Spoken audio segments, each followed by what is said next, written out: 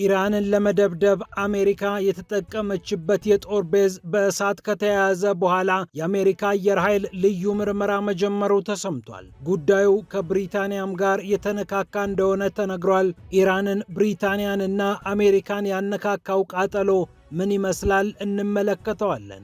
በተመሳሳይ ኢራን አሁንም የመጫወቻ ካርዶቿን ከፍ ዝቅ እያደረገች መጫወቷን ቀጥላለች። አስገራሚ ድርድር ውስጥ ለመግባት ለአሜሪካ የላከችው መልእክትም እንዲሁ እያነጋገረ ይገኛል። የጦርነቱን መልክ በፈለገችው መልኩ እየቀያየረች የምትገኘው ቴህራን ለዋሽንግተን የላከችው መልእክትና አደገኛውን ጣጣ እንመለከታለን። ከዚሁ ጉዳይ ብዙም ፈቀቅ ሳንል አውሮፓና አሜሪካ ፊት ለፊት እየተላተሙ ይገኛሉ። የጀርመኑ ቻንስለር ፍሬድሪክ ሜርዝ አሜሪካ በኢራን ተዋርዳለች ብለው ቃል በቃል መናገራቸው ዓለምን አስደንግጧል። የረባ ስትራቴጂ የላቸውም። ኢራኖች በብልሃትና በጥበብ እየተደራደሩ እዚህ ደርሰዋል። አሜሪካ እንደ ሀገር ነው የተዋረደችው ብለው በሕዝባዊ ስብሰባ ላይ መናገራቸው ግርምትን ፈጥሯል። ይህ እንደተጠበቀ ሆኖ በአውሮፓና አሜሪካ መሃል ከፍተኛ ስንጥቃት የተፈጠረ ሲሆን ከትራምፕ ሸሽቶ ወደ ቻይና ካምፕ እየገባ ያለው የአውሮፓ ህብረት አባል ሀገር ቁጥሩ ቀላል እንዳልሆነ ተነግሯል። ሲኤንኤን እንደዘገበው የአውሮፓ ሀገራት ከአሜሪካ የፋይናንስ ስርዓት ለመላቀቅ የተለያዩ እርምጃዎችን እየወሰዱ የሚገኙ ሲሆን ፈረንሳይ በኒውዮርክ ያስቀመጠችውን በመቶዎች ቶን የሚቆጠር ወርቅ አምጡልኝ ብላ እንዳስወጣችም ተነግሯል። ጀርመንና ጣሊያንም ሊከተሏት ይችላሉ ተብሏል። ዋሽንግተንና ብራሰልስ አይተውት ወደማያውቁት መናቆር ተዘፍቀዋል። በሌላ በኩል የሩሲያ ጦር ኃይሎች ሁለት ወሳኝ ስፍራዎችን ከሁለት ክልሎች ነፃ ማድረጋቸውን ይፋ አድርገዋል። የድምፁ ርግብግቢት በኢራን ጦርነት ምክንያት ዝቅ ብሎ ቢሰማም የሩሲያና ዩክሬን ፍልሚያ ቀጥሏል። ሩሲያም የተለያዩ ግዛቶችን ነፃ ማውጣቷን ቀጥላለች። በፒያሳ ኔትወርክ ዛሬ ከምትሰሟቸው ጉዳዮች መካከል ዓለም በ16 ዓመታት ውስጥ መድቦት የማያውቀውን ገንዘብ ለጦር ኃይሉ እያወጣ ነው የሚለው ይገኝበታል። አውሮፓ አንድም ሩሲያን ፍራቻ፣ አንድም ከአሜሪካ ለመላቀቅ ታይቶም ተሰምቶም የማይታወቅ ገንዘብ ለመከላከያ በጀት እየሰጠ እንደሆነ ተነግሯል። ከአፍሪካ እስከ እስያ፣ ከአሜሪካ እስከ ሩሲያና ቻይና በቢሊዮን የሚቆጠሩ ዶላሮች ለጦር መሳሪያ ግዢዎች እየዋሉ እንደሚገኙ ተነግሯል። እያንዳንዱን ዝርዝር እንነግራችኋለን። ፒያሳ ኔትወርክን ስትከታተሉ ሁሉንም በጥልቀት ታገኛላችሁ። ፒያሳ ኔትወርክን ሰብስክራይብ፣ ላይክ እና ሼር በማድረግ የፈጣን የተአማኒና የጥልቅ ዘገባዎች ቤተሰቡን ስንል በአክብሮት ጋብዘናል። አሁን ወደ ጉዳዮቻችን አለፍን።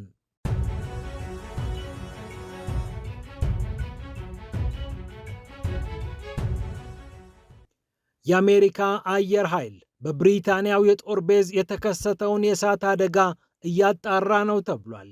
እሁድ ዕለት በብሪታንያው ፌርፎልድ የአየር ምድብ የተከሰተው እሳት አሜሪካንም ብሪታንያንም አስደንግጦ ነበር። እንደ ጂቢ ኒውስ ዘገባ አሜሪካ ኢራንን ለመደብደብ ከተጠቀመችባቸው የጦር ቤዞች መካከል አንደኛው የሆነው ፌርፎልድ ኤርቤዝ በእሳት ተያይዞ ነበር። እሳቱ ብዙም ጥቅም ላይ በማይውል ሕንፃ ላይ የተከሰተ እንደመሆኑ መጠን በሰው ላይም በአካባቢው ማህበረሰብ ላይም ያደረሰው ጉዳት የለም ሲል ጂቢ ኒውስ ዘግቧል። ይሁንና እሳቱ እንዴት ተነሳ፣ ምንስ ፈጠረው የሚለውን ጉዳይ በተመለከተ አሜሪካ ምርመራ እንደምታደርግ ተነግሯል። የብሪታንያ መንግስት በኢራኑ ጦርነት በግላጭ አልሳተፍም ብሎ ቃል ቢገባም አሜሪካንም ሆነ አጋሮችን ኢራን የምታጠቃ ከሆነ አሜሪካ ራሷንም ትከላከል ዘንድ ሌላውንም ታገዝ ዘንድ ጥቃቶችን ለመከላከል በሚረዳ የራስ መከላከል እርምጃ ላይ ብቻ የጦር ቤዙን መጠቀም ትችያለሽ ብላ ለአሜሪካ ማሳወቋ ይታወቃል።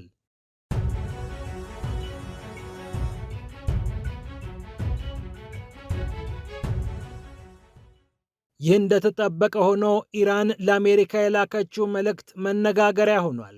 ከኒውክሌር ጉዳዩ ቀድሞ ስለ ሆርሙዝ ሰርጥ እናውራ፣ ሆርሙዝን እኔም ልክፈት አንቺም አታግጂ፣ በመቀጠል ደግሞ ስለ ኒውክሌር የምናወራ ይሆናል ብላለች ቴህራን ለዋሽንግተን። ፓኪስታን ኢስላማባድ ተገኝተው የኢራንን መልእክት ያደረሱት የኢራን የውጭ ጉዳይ ሚኒስትር አባስ አራግቺ ይህንን ሐሳብ ማስተጋባታቸውም ተሰምቷል። ታዲያ በልዩ ጥበብ ነው ኢራን ይህንን ድርድር አሁንም መቀጠል የምትፈልገው?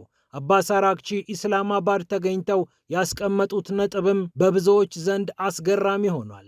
ለፓኪስታን፣ ለግብፅ እና ለቱርክ እንዲሁም ለኳታር አደራዳሪዎች የውጭ ጉዳይ ሚኒስትሩ እንዲህ ነው ያሉት። አሁን ለጊዜው የምናውቀው ሆርሙዝ ሰርጥን በተመለከተ ያለውን ጉዳይ ነው። የኒውክሌርን ጉዳይ በተመለከተ ግን ዋሽንግተን ያስቀመጠቻቸውን ነጥቦች ለማሟላትም ሆነ ላለማሟላት በኢራን ያለው መንግስት ሙሉ ስምምነት ላይ አልደረሰም። እናም ስምምነት ላይ እስክንደርስ ታገሱን፣ አሁን ግን ሆርሙዝን እንክፈት ብለው የውጭ ጉዳይ ሚኒስትሩ ሐሳባቸውን እንዳቀረቡ ነው የተነገረው። 20 በመቶ የሚሆነውን የዓለም ነዳጅ የሚያንቀሳቀሰው የሆርሙዝ ሰርጥ ከተዘጋ በኋላ ዓለም በከፍተኛ ጭንቀት ውስጥ እንደሚገኝ ይታወቃል። ኢራንም ይህንን የመደራደሪያ ካርዷን ይዛ የመደራደር አቅሟን ይበልጥ ከፍ አድርጋለች። ከኢራኖች ጋር በኒውክሌር ጉዳይ ላይ መደራደርም እንዲህ በቀላሉ የሚሳካ አይደለም። ባራክ ኦባማ ፕሬዝዳንት ሆነው ሲመረጡ የአሜሪካ ሕጸጾች ናቸው ያሏቸውን ነገሮች ለማስተካከል ቃል ገብተው ነበር። አዲስ ተስፋ ለአሜሪካ ብለው አሜሪካውያንን ካሳመኑ በኋላ የተመረጡት ባራክ ኦባማ ከኢራን ጋር በኒውክሌር ጉዳይ ላይ እንደሚወያዩና እንደሚደራደሩ ተናገሩ። ኢራንም ይህንን በደስታ ስሜት ተቀበለች። ነገር ግን አሜሪካና ኢራን ከአጋሮቻቸው ጋር ተነጋግረው የ2015ቱ ስምምነት እስኪፈረም ድረስ በትንሹ 2 ዓመታት አልቀዋል። በመልካም ሐሳብና በመልካም ቃላት የተነሱት ባራክ ኦባማ እንኳ ከብርቷ ተደራዳሪ ኢራን ጋር ለመደራደር 2 ዓመት አስፈልጓቸው ነበር። ፕሬዝዳንት ዶናልድ ትራምፕ ደግሞ ጉልበትንና ዛቻን፣ ጦርነትንና እገዳን እያፈራረቁ የተጠቀሙበት መንገድ ከኢራን ጋር ብዙም አላግባባቸውም። 2018 እንደ አውሮፓውያን አቆጣጠር እርሳቸው ወደ ስልጣን ሲመጡ በኦባማ ዘመን የተፈረመውን ቀደው ይኸው ላለፉት 8 ዓመታት በውጥረትና በጦርነት የተሞላ ጊዜ ኢራንና አሜሪካ እንዲያሳልፉ አድርገዋል። አሁን ላይ ደግሞ ኢራንን ከመደብደብ ይልቅ ኢራን ነዳጅ እንዳትሸጥ ማድረግ ይበልጥ አዋጭ ነው ብለው ሆርሙዝ ከፈለገ ይዘጋ፣ ኢራን ብቻ ትዳከምልን ብለው የመረጡት መንገድ ምቾት የሰጣቸው ይመስላል። 18 ሰዓት አስጉዤ ልዑኮቼ ለማይረባ ንግግር ኢስላማባድ እንዲገቡ አላደርግም ያሉት ትራምፕ ከኢራን ጋር ለጊዜው እየተነጋገሩ አለመሆናቸው ይታወቃል።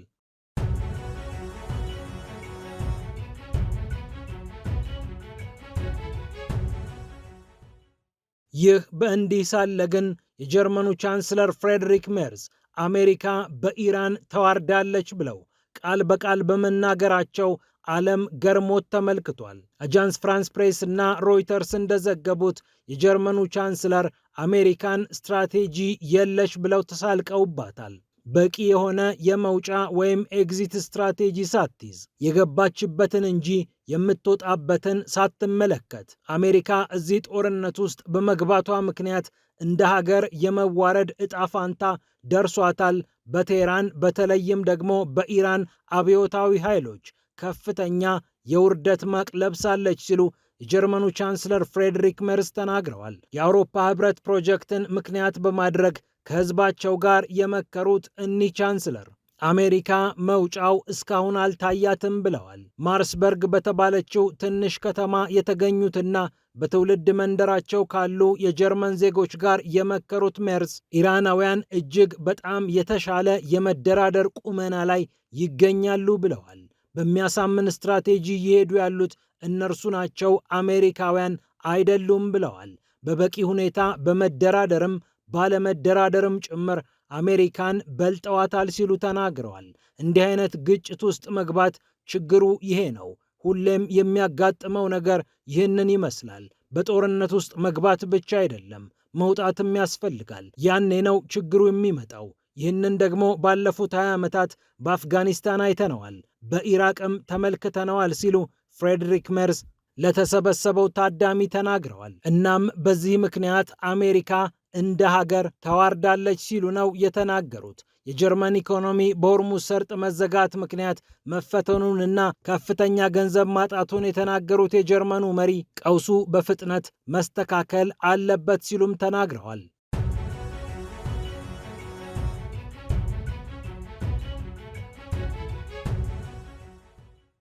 ከዚሁ ጉዳይ ብዙም ፈቀቅ ሳንል በኢራንና በሌሎች ጉዳዮች ምክንያት አውሮፓ ህብረት ከአሜሪካ ጋር ክፉኛ እየተላተመ ነው። በተወሰነ ደረጃ ፊቱን ወደ ቻይና እያዞረ እንደሚገኝም ተሰምቷል። የሲኤንኤኑ ፋሪድ ዛካሪያ እንዲህ ሲል ነገሩን ያቀርበዋል። በአውሮፓና በአሜሪካ መካከል ወታደራዊ ትብብሩ እየላላ ነው።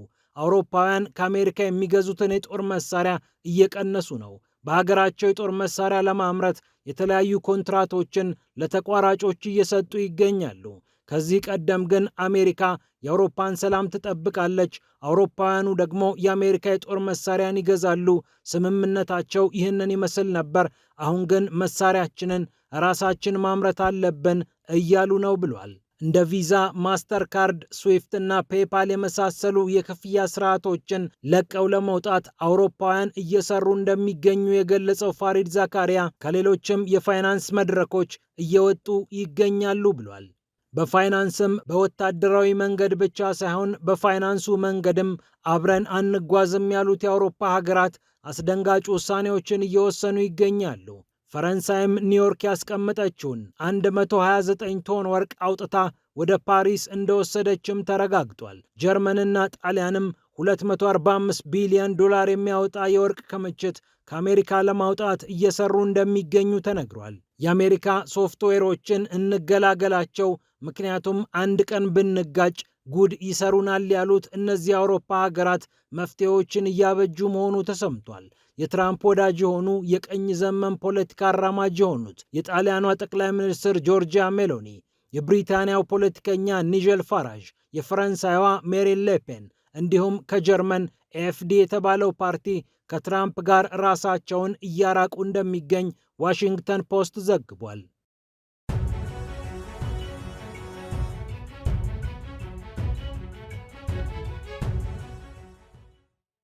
ወደ ሩሲያና ዩክሬን ጉዳይ ስናመራ የሩሲያ ጦር ኃይሎች በዶኔስክ ሪፐብሊክ የምትገኘዋን ኢሊቾቭካ የተባለች መንደር በቁጥጥር ስር መዋላቸውን አሳውቀዋል። ከሱሚ ግዛት ደግሞ ታራቱቲኖ የተባለችውን መንደር በእጃችን አስገብተናል ብለዋል። በዶኔስክም በሱሚም በርካታ የጦር ክፍሎች ተረባርበው እነዚህን መንደሮች ነፃ እንዳወጡ ነው የተሰማው። የዶኔስክን ውጊያ የመራው ዛፓድ የጦር ክፍል ሲሆን ሌሎች የጦር ክፍሎችም በሱሚና በሌሎች አካባቢዎች ከፍተኛ ተጋድሎ ማከናወናቸው ተሰምቷል። በመቶዎች የሚቆጠሩ የዩክሬን ወታደሮችም እንደተገደሉ የሩሲያ የመከላከያ ሚኒስቴር የሰኞ ዕለት ሪፖርት ጠቁሟል። በርካታ የጦር ተሽከርካሪዎችን፣ የኤሌክትሮኒክ ውጊያ ስርዓቶችን እና የመድፍ መተኮሻዎችን የሩሲያ ጦር አውድሜያለሁ ብሏል። ቮስቶክ፣ ዛፓድ እና የግ የተባሉት የጦር ክፍሎች ድኔፕር እና ሴቨር ከተባሉት ሌሎች የጦር ክፍሎች ጋር በማበር ኦፕሬሽኑን በሚገባ እንዳከናወኑና እያንዳንዳቸው በመቶዎች የሚቆጠሩ የዩክሬን ወታደሮችን እንደገደሉ የሚኒስቴር መስሪያ ቤቱ ሪፖርት ጠቁሟል። በዩክሬን የሚገኙ ወታደራዊ መሠረተ ልማቶችንና ለጦሩ ግብዓትና ድጋፍ ያቀርባሉ የተባሉትን ሁሉ የሩሲያ ጦር ደበደብኩ ብሏል።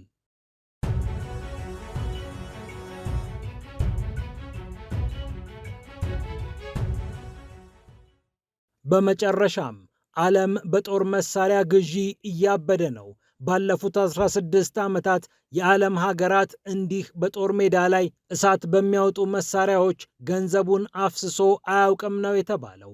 2025 እንደ አውሮፓውያን አቆጣጠር ሙሉ ዓመት ላይ በመላው ዓለም የሚገኙ ሀገራት በ2024 ላይ ካወጡት የበለጠ በ3 በመቶ ጨምረው ከፍተኛ ገንዘብ ለጦር ክፍላቸው አውጥተዋል ተብሏል። አውሮፓ በ2025 ያወጣው በ2024 ካወጣው ጋር የ14 በመቶ ጭማሪ ያለው ተብሏል። በ2025 864 ቢሊዮን የአሜሪካ ዶላር ማውጣቱ የተነገረ ሲሆን እስያና አካባቢውም 8.1 በመቶ ወታደራዊ በጀቱን ጨምሮ 681 ቢሊዮን ዶላር አውጥቷል ይላል የስቶክሆልም ዓለም አቀፍ ሰላም ምርምር ተቋም። በመላው ዓለም 2.9 ትሪሊዮን ዶላር ለጦርና ለመከላከያ ጉዳዮች የወጣ ሲሆን ይህም የ2.9 በመቶ ጭማሪ ያሳየ ነው ተብሏል። ከ2009 በኋላ ደግሞ ታይቶ የማይታወቅ ጭማሪ ነው ተብሏል። በተለይ ከዓመታዊ ምርት ጋር ከተነጻጸረ ዓለም በዓመቱ ካመረተው 2.5 በመቶውን ለመከላከያና ለጦር ጉዳዮች አውሎታል ነው የተባለው። አሜሪካ፣ ቻይና፣ ሩሲያ፣ ጀርመንና ህንድ ከአንደኛ እስከ 5ኛ ደረጃ ያለውን ይዘዋል። 58 በመቶ የሚሆነውን የዓለምን የጦር መሳሪያ በጀት በእጃቸውም አስገብተዋል። በየዓመቱ እየጨመረ የሚገኘው የጦር መሳሪያ ሸመታ አሜሪካን ይበልጥ ተዋናይ አድርጓታል። በ2025 ያወጣችው ከዚያ ቀደም ካወጣችው በ9.2 በመቶ ይበልጥ ነበር። 954 ቢሊዮን ዶላር በአንድ ዓመት ውስጥ ለወታደራዊ ጉዳዮች ያዋለችው አሜሪካ ከስሯ ከምትገኘው ቻይና በእጅጉ ልቃለች። ቻይና ለወታደራዊ ጉዳዮች ያወጣችው 336 ቢሊዮን ዶላር ያህል ነው። ሩሲያ ደግሞ 190 ቢሊዮን ዶላር ያህል በ2025 አውጥታለች። በኔቶ የሚገኙ የአውሮፓ ሀገራት በ2025 ያወጡት ወታደራዊ ወጪ እንደ አውሮፓውያን አቆጣጠር ከ1953 በኋላ ታይቶም ተሰምቶም የማይታወቅ ነው ተብሏል። ቤልጅየም ወታደራዊ ወጪዋን በ59 በመቶ ከፍ ስታደርግ፣ ስፔን በ50 በመቶ፣ ኖርዌይ በ49 በመቶ፣ ዴንማርክ በ46፣ ጀርመን በ24፣ ፖላንድ በ23፣ ካናዳ ደግሞ በ23 በመቶ ተጨማሪ በጀት በማውጣት ተከታታይ ስፍራ ላይ ይገኛሉ። ጀርመን ብቻዋን 114 ቢሊዮን ዶላር በማውጣት አራተኛዋ ባለ ብዙ ወጪ ሀገር ሆናለች። ሰላማዊ ህገ መንግስቷን ቸል እያለች ለጦሯ ከፍተኛ በጀት እያወጣች የምትገኘው ጃፓን በ9.7 በመቶ ከፍ ያደረገችው ገንዘቧ 62.2 ቢሊዮን ዶላር አድጎላታል። ይህም ከዓመታዊ ምርቷ 1.4 በመቶ ለጦሯ ያዋለችው ቶኪዮ ከ1958 እንደ አውሮፓውያን አቆጣጠር በኋላ እንዲህም አይነት ወጪ አውጥታ አታውቅም ነው የተባለው። ታይዋን 14.2 በመቶ ከፍ ያደረገችው ወታደራዊ ወጪዋ 18.2 ቢሊዮን ዶላር ደርሶላታል። ቻይናም በ31 ዓመታት ውስጥ ሳታቋርጥ ከፍ እያደረገች ያወጣችው ወታደራዊ ወጪ እዚህ ደረጃ ላይ አድርሷታል። ዩክሬን ኢኮኖሚዋ በዓመት ውስጥ ማምረት ከሚችለው 40 በመቶ በላይ ለወታደራዊ ወጪ እያዋለች ትገኛለች ተብሏል። ሩሲያ ግን ከዓመታዊ ምርቷ 7.5 በመቶ ነው እያወጣች የምትገኘው። የእርሷም ግን መጨመሩ አልቀረም። ሳውዲ አረቢያ በመካከለኛው ምስራቅ ከፍተኛውን ወጪ ያወጣች ሲሆን 83.2 በመቶ የሚሆን ወታደራዊ ወጪ አስመዝግባለች። እስራኤል ደግሞ ሌላኛዋ በመካከለኛው ምስራቅ የምትገኝና 48.3 ቢሊዮን ዶላር ያወጣች ሀገር ሆና ተመዝግባለች። ይህ ግን በ2024 ከታየው 4.9 በመቶ ዝቅ ያለ ነው። የጋዛው ጦርነት መቀዝቀዝ እስራኤልም የምታወጣው ወጪ ቀዝቀዝ እንዲልላት አድርጓታል። ኢራን ወታደራዊ በጀቷን በ5.6 በመቶ ቀነሰች ቢባልም በተለያዩ መንገዶች በተለይም በጓሮ በሮች የምታፈሰው ገንዘብ እንዳለ እጠረጥራለሁ ሲል የስቶክሆልሙ ተቋም በሪፖርቱ ላይ መዝግቧል።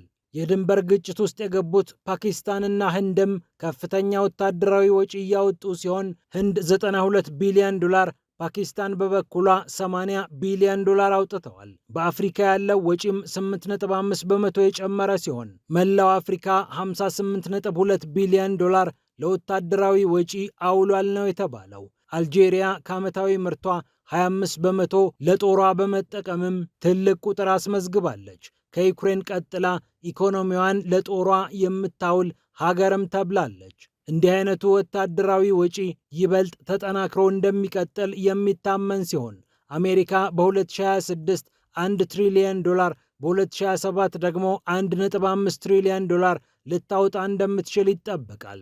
ፒያሳ ኔትወርክን ስትከታተሉ ስለቆያችሁ ክብረት ይስጥልን ብለናል።